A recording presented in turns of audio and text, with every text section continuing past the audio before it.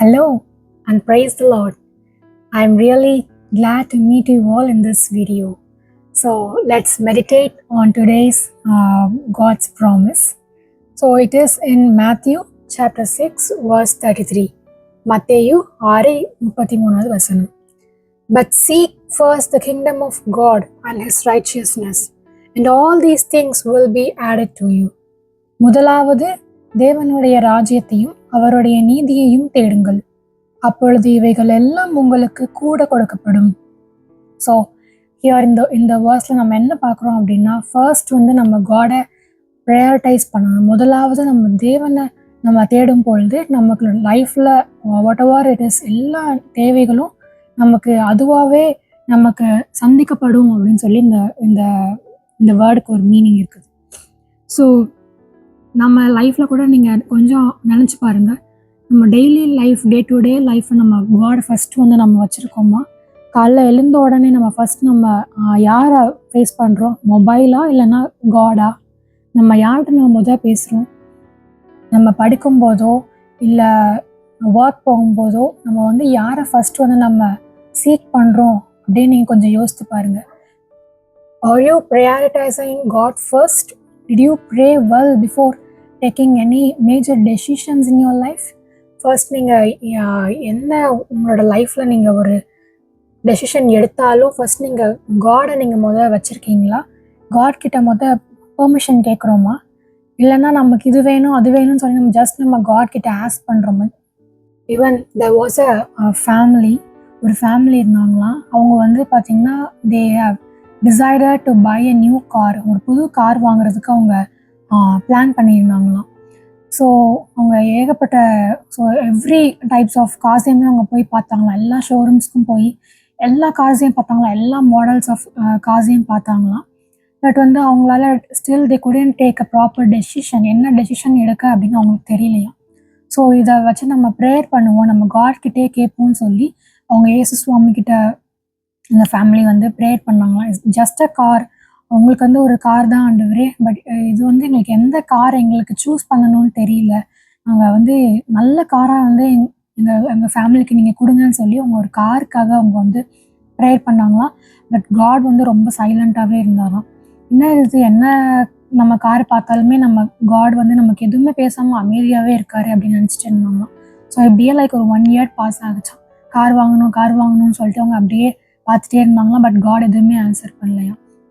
So இவங்க இப்படியே போயிட்டுருக்கும்போது suddenly they சா ஒரு நியூஸ் வந்ததுதான். என்ன நியூஸ் வந்ததுதான், இந்த மாதிரி லைக் இந்தியாவில் ஃபஸ்ட்டாக ஒரு நியூ மாடல் கார் லான்ச் ஆகுதுன்னு சொல்லி நியூஸ் வந்ததுதான். ஓகே, இதை பார்த்து அவங்க உடனே ஓகே இந்த பிராண்டட் காரில் இந்த கம்பெனி காரில் போய் வேறு என்ன கார் இருக்குன்னு சொல்லி பார்ப்போம் அப்படின்ட்டு. ஸோ நெக்ஸ்ட் டே அந்த ஃபேமிலி கிளம்பி போய் பார்த்தாங்களாம் அந்த ஷோரூமில். இப்போ ஸ்டில் அந்த கன்ஃபியூஸ் ஸ்டேட்டில் இருக்கும்போது ஒரு நியூ ட்ரக் இறங்குதான். அந்த ட்ரக் நிற்கும்போது அந்த ட்ரக்லேருந்து இறங்குற கார் என்னன்னு பார்த்தீங்கன்னா, அவங்க நேற்றுக்கு அவங்க பார்த்த நியூஸில் வந்த சேம் நியூலி லான்ச்டு கார் இறங்குச்சான். ஸோ இந்த காரை அவங்க பார்த்துட்டே இருந்தாங்களா. It was way too expensive. இவங்களோட பட்ஜெட்டுக்கும் மேலே ரொம்ப எக்ஸ்பென்சிவான காராகவும் இருந்ததுதான். இவங்க அந்த காரை பார்க்கும் பொழுது அவங்கக்கிட்ட ஆண்டவர் பேசினாராம். என்ன சொன்னாராம், இந்த கார் தான் நான் உனக்கு வச்சிருக்கிற காரு, இது இப்போ தான் லான்ச் ஆகிருக்குது, கோ பிக் இட் அப். இந்த காரை போய் நீ புக் பண்ணு, அட்வான்ஸ் போய் பே பண்ணுன்னு சொல்லி காட் அவங்கக்கிட்ட அந்த மொமெண்ட்டில் பேசினாராம்.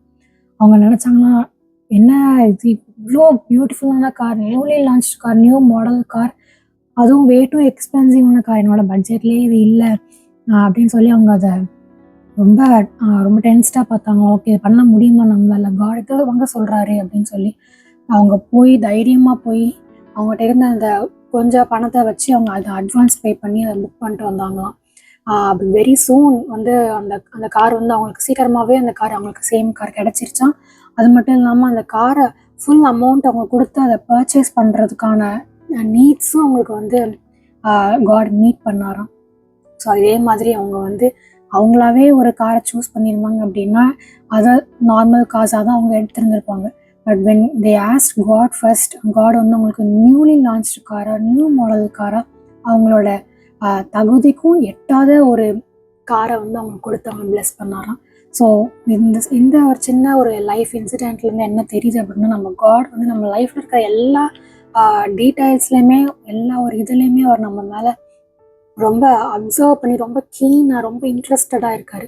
நீங்கள் அவர்கிட்ட நீங்கள் போய் நீங்கள் அவர்கிட்ட படிப்பாக இருக்கட்டும், உங்களோட வேலையாக இருக்கட்டும், உங்களோட கெரியராக இருக்கட்டும், உங்களோட பிஸ்னஸாக இருக்கட்டும், வாட் எவர் இட் இஸ், நீங்கள் போய் நீங்கள் அவர்கிட்ட போய் எனக்கு இந்த காரியத்தில் நீங்கள் எனக்கு என்ன பண்ணுவீங்க ஆண்டவரே, நான் என்ன பண்ணணும்னு நீங்கள் கேட்டிங்கன்னா, கரெக்டான மொமெண்ட்டில், கரெக்டான டைமில் உங்களுக்கு இதுதான் வழி, இதை பண்ணு அப்படின்னு சொல்லி உங்களுக்கு அவர் டீட்டெயிலாக சொல்லுவார்.